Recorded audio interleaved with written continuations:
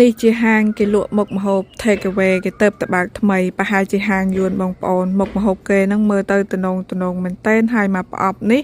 គឺតម្លៃសមរម្យចាមកប្រអប់តម្លៃតែ$12ទេមានច្រើនមុខច្រើនប្រភេទមែនតែន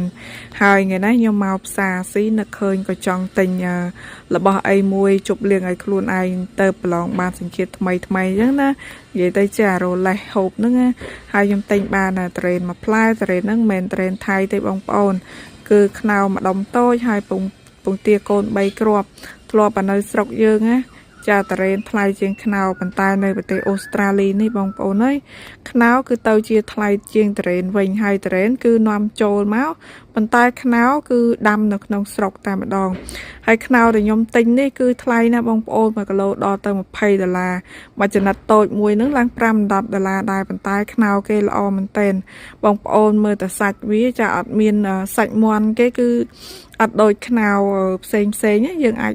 ហូបបាននឹងឆ្ងាញ់ហើយខ្ញុំចង់បានគ្រាប់វាប៉ុន្តែម្ដុំហ្នឹងគេឆ្កឹះគ្រាប់ចេញអស់ដល់សល់តែកដាលបាន2គ្រាប់នេះបងប្អូនមើលសាច់មាន់វាល្អមែនតើហើយម្ដុំហ្នឹងបានគ្រាប់តែ2ទេទុកយកទៅដាំធ្វើពូជ